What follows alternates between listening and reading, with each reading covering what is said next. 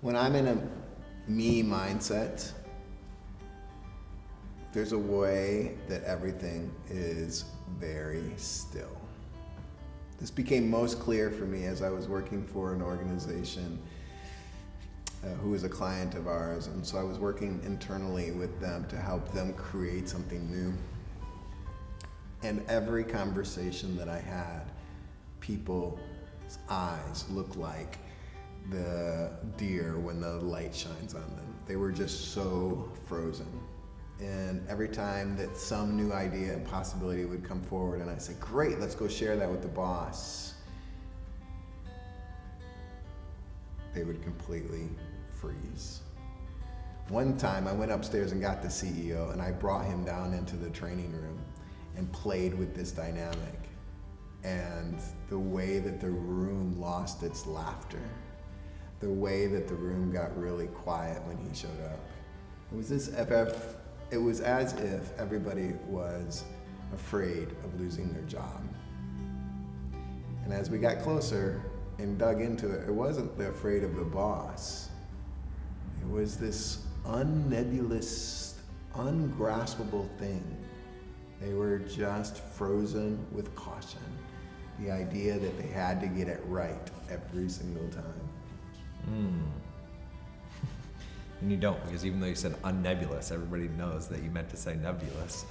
And that is one of the things I love about Will is consistently he is, I think, a source of inspiration to me because he has this ability and this willingness to risk, this willingness to put himself out in a place that is not overly comfortable in the pursuit of what possibility might lie on the other side of that very thin veil between being frozen by caution and the possibility that lies on the other side, and that willingness to risk.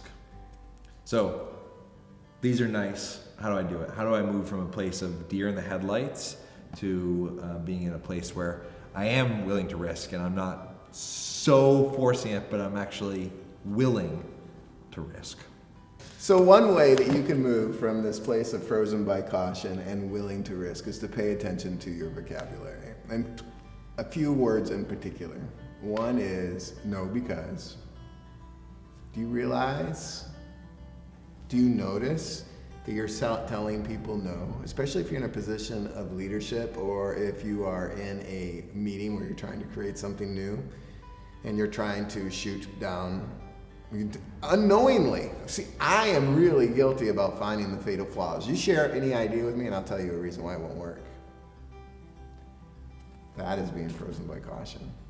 Now there's another two set of words that are similar enough but do the same thing, which is yes, but. So you share an idea with me and I go, yes, but, and then I shoot down the idea. So something that comes from improv is yes, and. And it's only two words.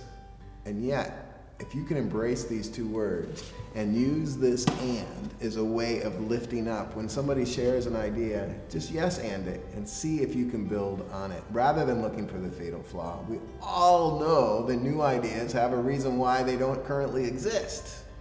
And we can list them off. What we don't know if we want to create something new is to take an idea and build on it. And so yes and cultures, yes and mentalities are in that we place where you're going to end up making something happen that wasn't going to happen anyway. And yes, it has a certain amount of risk to it.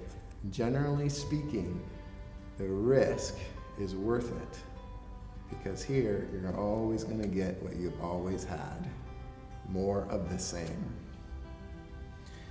One of the things I found really funny as we've been working with organizations is that organizations that really want to be in this place of willing to risk and pushing the envelope a little bit don't have their accounting departments anywhere near their research and development departments because they don't want to introduce budgets and limits that will make people cautious about how they proceed before ideas have had a chance to develop and flourish a little bit. And so part of that yes and mentality that Will was talking about is, one, it's a tool. So literally when you hear an idea that you feel like you're frozen by caution by, and you don't know what to say, just say the two words, yes, and then build on whatever comes after that. But bigger than that, yes and is also a mentality of, I hear your idea and I want to build you and the idea up rather than tear the idea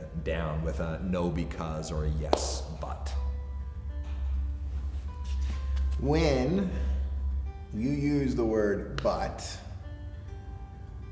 it is pointing to your fear. And so if I say, I love you, but will you do the dishes? We all know that the love isn't there. When you can be aware of where your buts show up, get off your butt and try to engage in such a way that you can see how you are limiting what's happening around you, because the word but is pointing toward the fears that are holding you back and creating the life that you wanted. Get off your butt!